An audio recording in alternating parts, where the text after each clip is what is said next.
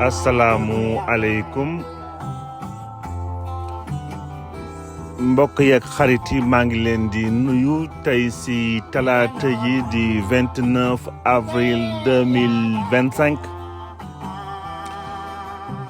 di jéggalu ci absence su fan yëpp pour des questions de vacances niñ ko annoncé woon ci sunu dernière éphéméride fas yéene reprendre tey balaay aussi tey ren du moins semaine bi sunu éphéméride nar a nekk ñaari éphéméride yu gàtt ginnaaw jour férié bi aussi 1er mai tey nag logiquement programme yëpp wala benn sujet dong la ñu waroon jàpp ci bés bi nekk loo xam ni waroon nañ ko def autour de Abdoulaye Prosper Niang parce que tey la bésu Abdoulaye Prosper Niang Sénégal lépp tey waroon na vibrer pour kilifa ji nga xam ni wàññeeku woon na fii nekkoon ci groupe xalam créé woon ak ay xaritam xalam 2 ginnaaw xalam 1 benn magam bu góor moo ko yoroon tey balaa ñuy ñëw ci document biñ ko préparé loon daaw déjà ak ay yeneen éléments yu am solo nekk na 29 avril bu xaw a danse ci événement ñu ñëw ci sunu journée internationale de la danse bi di 29 avril nga xam ne ñoo ngi ko consacré bés bi depuis 1982 ci conseil international de la danse du CID wetu ci UNESCO wante aussi ci institut international du théâtre di IT ñoo ngi koy célèbre donc le 29 avril at bu ne tey donc li tax nag ñu choisir 29 avril bi moo nekkoon anniversaire kii di Jean-Georges Noverre bi nga xam ni moom moo nekkoon le créateur du ballet moderne donc Jean-Georges Noverre moom ci anniversaire am la ñu profité créer bés bi nekk bés nag bu am solo ci àddina bi ci gis-gisu UNESCO journée bi ñu war ci permettre sensibiliser ci art bi nga xam ni bi mooy pecc mu nekk aussi benn moyen d'expression culturelle wante aussi ñu war ko jàppee surtout comme ay yeneen ni discipline lu mel ni jumtukaay pour éducation nit ñi depuis d'ailleurs ñu waroon ko intégrer ci système éducatif depuis école primaire ba enseignement supérieur donc CID bi di conseil international de danse bi moo ngi doon am yitte que journée bi ñu permettre donc ñu def ko ñu mën a pour promouvoir artistiquement lépp luy pecc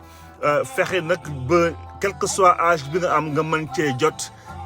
l'âge, le sexe ou contexte culturel bi nga nekk donc ñu remarquer aussi que nekk na malgré pecc li muy nekk yëpp benn phénomène de société ay mbiru nit la mbiru àddina la nekkul loo xam ni fulaal nañ ko au niveau institutionnel officiel parce que en ba 2003 ñoo ngi doon jàpp ni lu toll ni ci ñaari téeméeri dëkk ci àddina bi ay pays ci àddina bi jàppewuñu jàppewuñu pecc duñu mentionné seen pecc lépp li nga xam ni ci ay tests législatifs donc daanaka nekkul loo xam ni lu lu ñu fulaal la ci àddina bi au niveau législatif forcément institutionnel bien entendu ci seen système éducatif moo tax aussi li muy nekk phénomène naturel humain yëpp dafay tegu ci loxo ñoo xam ni kenn préparé wu leen pour transmettre xam-xam bi transmettre connaissance bi transmettre technique bi pour que véhicule culturel moteur culturel bi mu war a nekk du ko nekk nu mu war a nekkee d'ailleurs moo tax tey Sénégal ñi nekk ci domaine pecc yëpp traditionnellement mooy ñi nga xam ni xëy na am nañu ce talent naturel pour pouvoir faire des choses qui éblouissent les gens wante ginnaaw nekk loo xam ni ci ay loxo yi nga xam ni jàng nañu pédagogie jàng nañu niñ koy fexe ba jëriñoo ko lu ëpp solo ba ñëpp mën cee jot ba liñ ci mën transmettre ñu transmettre ko moo tax sax pecc nekk loo xam ni am na image bu glorieux wul ci sunu réew parce que niñ ko waroon defee sûrement defee wuñ ko woon noonu alors que warul woon demee noonu donc fecc sax moo tax donc mu am image bu xaw a doy waar ci sunu réew ba ay kilifa yi seen yoon du ci nekk ba ci muy kilifa diine quel que soit kilifa yi d'ailleurs dañ jàpp sax kilifa xëy na du fecc alors que fecc nekk na loo xam ni dara nekk ci au contraire véhicule moteur culturel la lu mel ni donc Sénégal on en profite pour wax am na ñu ko taxawal foofu lu baax a baax ci sens boobu malgré contexte bi ak ay moyens assez limités on parle ay troupes phares des Mamelles ba ci Kibaaru Billahi ay groupe ay Konjof ba Bakalama bu Thionkesil ak ay groupe hip hop yu bëri ñu ràññee ci nag centre bi ñu naan centre culturel Blaise Senghor souvent foofu la mbir yi di xewee ci seen prestation yi mu nekk aussi outil de promotion wu jàmm ak éducation surtout aussi cohésion sociale donc ci 2025 bi aussi ñoo ngi ci xaar lu mel ni festival international de danse bi naan Kay Fecc nga xam ne ñoo ngi koy prévoir en général aux alentours du mois de mai ci Dakar ñu nekk mu war a nekk aussi un rendez-vous majeur ci discipline bi di fecc bi nga xam ne am na ñoo xam ne continué nañ ko di ko fulaal donc sujet bi mënoon nañ ci wax lu bëri comme du ci xaj ak lépp la xam ne tey bëgg nañ ko partager ak yéen ci sunu gis-gis jaar-jaaru politique wante surtout hommage bi nga xam ne bi bëggoon nañ ko def ak Prosper Niang moo tax dañu war a rek gàttal tey ci journée internationale de la danse bi nga xam ne ay njëriñam bëri na trop wante sunu réew ak sunu culture niñ koy exploité xaw na màcc di tuuti donc den proposer sunu éphéméride du 29 avril 2024 di leen ñaanal ba suñu jàmm donc ba ëllëg dikkaat fii yeggalee waxtaan bi bonne journée à tout le monde.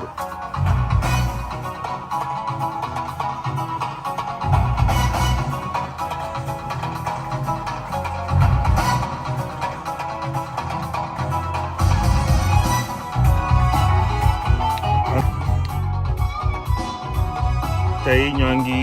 xaw a bouleversé suñu programme ci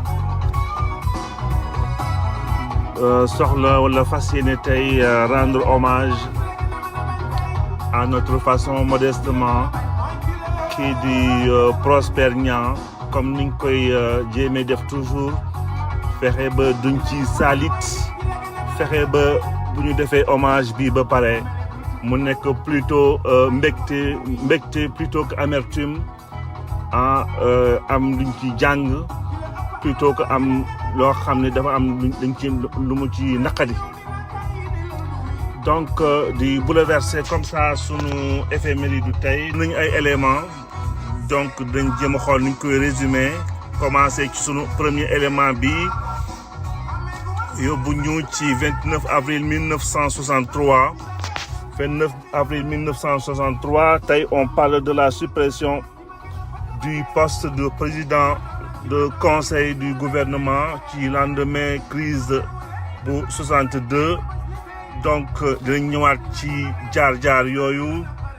war a dem 1965 ci 29 avril ba inauguration à Bambey foofu par le président Léopold Sédar Senghor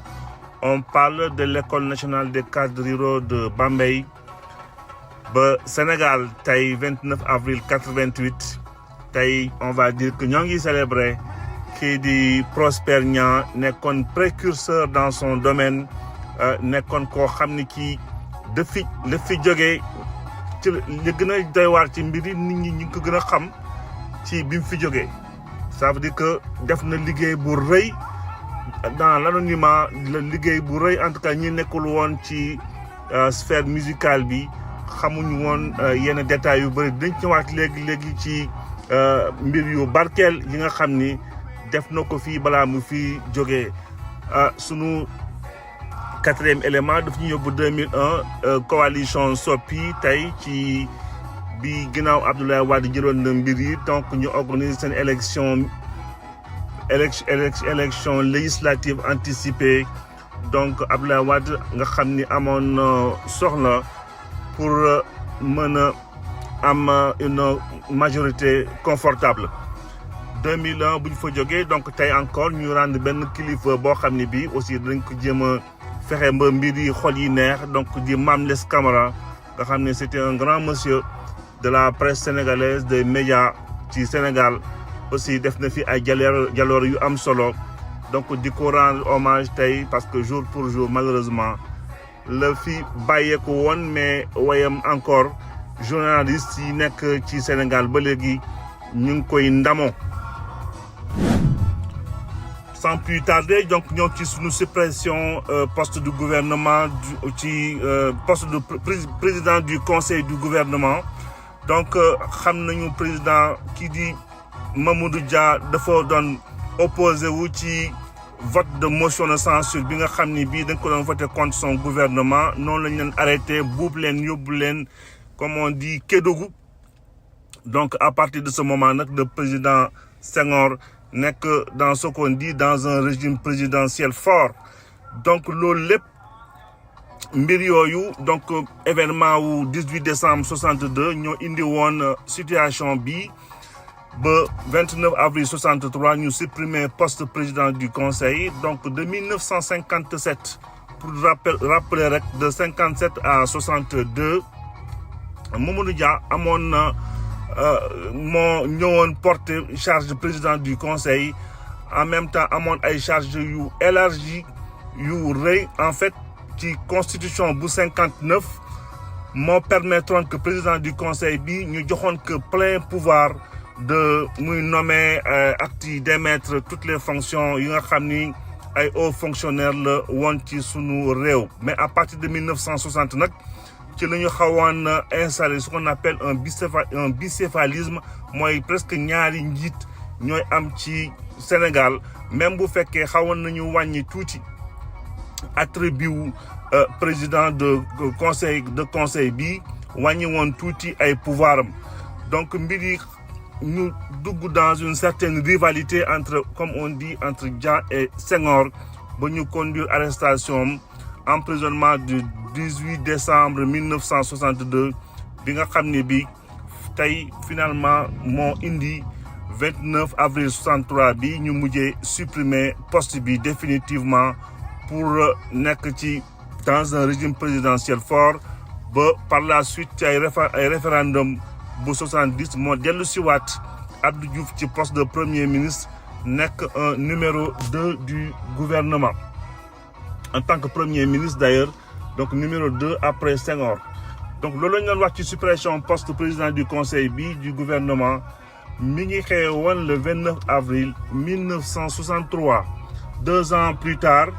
Senghor donc comme mi ngi doxal dans le cadre de son régime présidentiel fort tey dem Bambey inauguré fa comme on dit l'école nationale des cadres ruraux de Bambey donc Bambey forcément moo centralise donc tout ce qui est domaine agricole voilà ak élevage donc ñu c'était pertinent ñu yóbbu école bi foofu ginnaaw déjà à la base école bi ñoo ngi ko ubbi woon fii ci Dakar dans ci lycée de la Fosse avant ñu koy installer foofu Bambey na amoon vocation formé pendant 4 ans ay ingénieurs de travaux agricoles eaux et forêts ak i vétérinaire donc 2007 finalement ci nguuru Abdoulaye Wade mujj nañu transformer école bi def ko école supérieure de formation agricole et rurale nga xam ne dañ ko rattaché ci université de Thiès mbokk yi ma leen di proposer tey ñëw ci hommage bi nga xam ne bi 29 avril 88 la ñu ñëw tey di rendre hommage kii di Prosper Niang donc Prosper Niang defoon fii ay jaloore yu am solo ci musique sénégalaise bëggoon ko tey rendre hommage kii di Prosper Niang ñoo ngi wax Xalam 2 mais on parle moins de Xalam 1 Xalam 1 benn frère Prosper Niang moo ko yoroon donc nekkoon aussi ku jàngoon ku xamoon batterie moo ko yoroon Xalam 1 ñoom Prosper dem créer seen Xalam 2 ginnaaw bi ko grand frère am ñëwee jàngal ko bu baax batterie.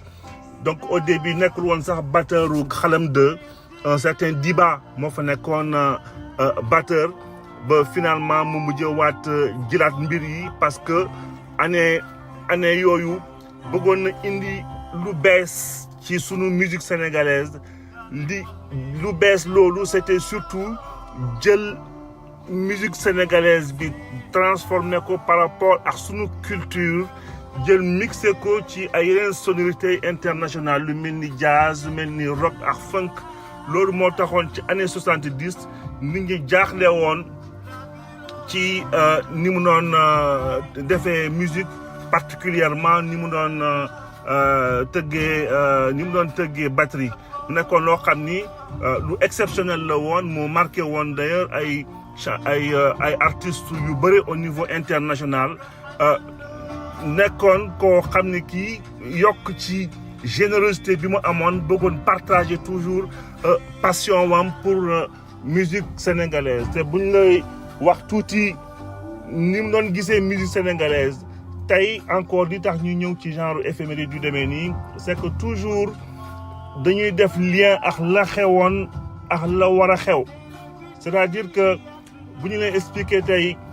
kii di Prosper Niang ni mu doon partager musique sénégalaise compréhension bi mu ci amoon ak ni mu ko doon partager képp ku mu ko partager rek da ngay comprendre facilement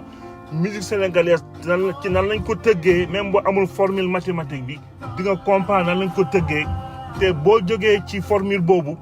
buñ la mën nga fa créer sax un certain modèle on peut dire le modèle social du Sénégal tout simplement parce que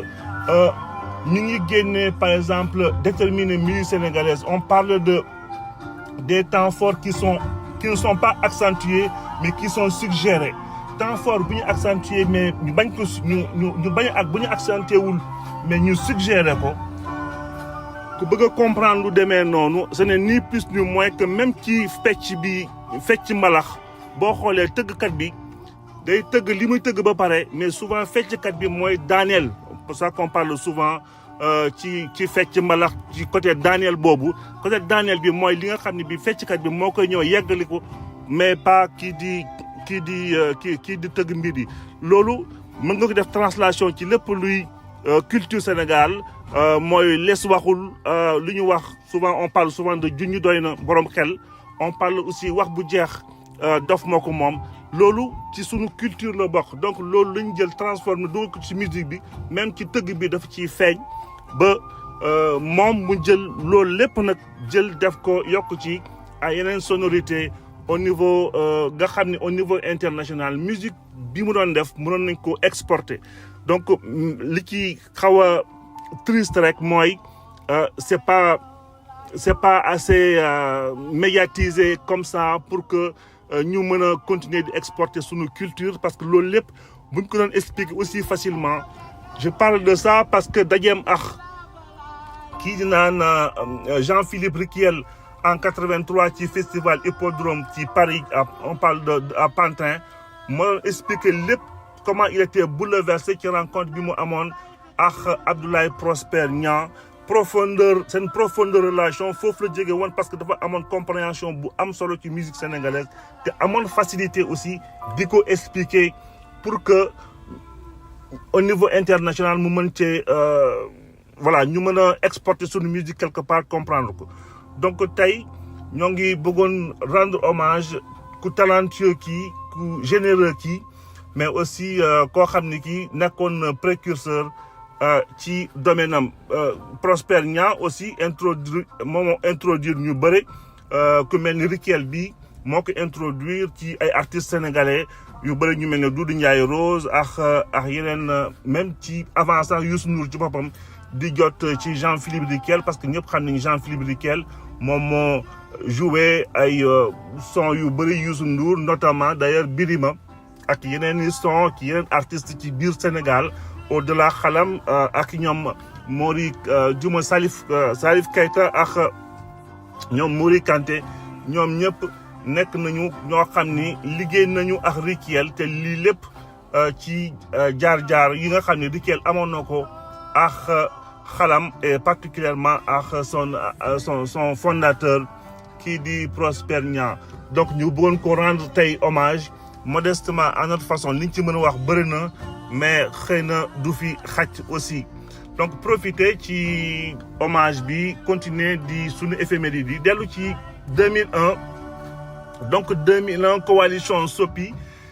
ñëw remporté élection yi à 49% des suffrages 49,6% des suffrages am 89 députés des 120 sièges mën na ñëw ci résultat yooyu donc on parle de 49 donc finalement amuñu Sopi amuñu woon sax majorité absolue donc 49,6% am 89 sièges AFP am 16% 11 sièges parti démocrate parti socialiste dégringolé ba 17,4% mujj am 10 sièges pour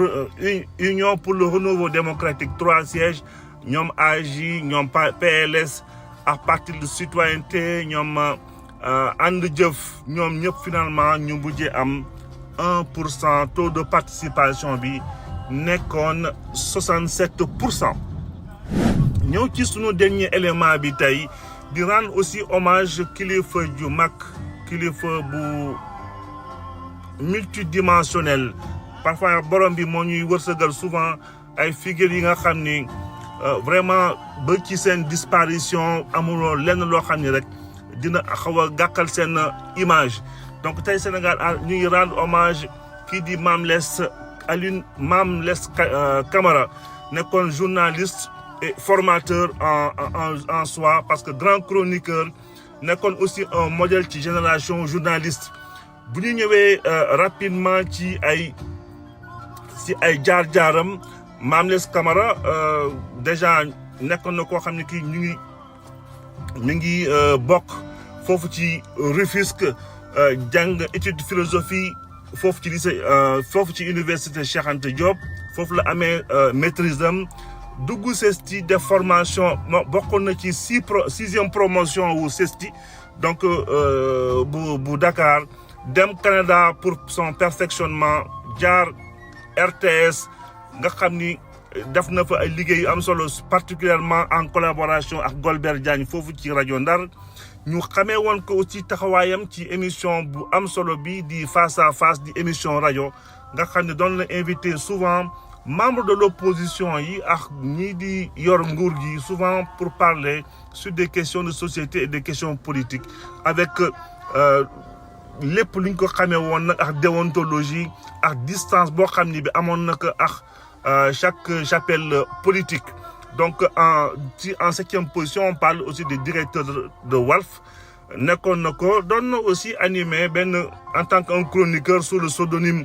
de Abdou Sow mais Mame Less Camara moo nekkoon ci ginnaaw xamee woon ko aussi ci BBC en tant que correspondant à Dakar nekkoon directeur de radio Envie FM ak Océan FM Mame Less Camara nekkoon na aussi fondateur agence de communication et de production donc kilifa yi yëpp boo leen di gis da ngay am toujours exemple am ci loo xam ne war nga ci mën a jàpp pour ci sa carrière professionnelle wala ci royukaar en soi wala fierté boo xam ne bi war nga ko am ci Sénégal te boo ci amee toute lecture rek ci nga mën a comprendre yu bëre ci sunu richesse culture nga xam ni borom bi sûrement bàyyeewuñu noonu. donc di jeexale fii sunu éphéméride ba suba di ñaanal ku ci nekk ci yéen une excellente semaine di leen envoyer toutes mes ondes positives ci semaine bi di encourager ñëpp ñi jëm ci waar bi di ñaan borom bi barkeel wërsëg leen njaboot di ba suba incha allah.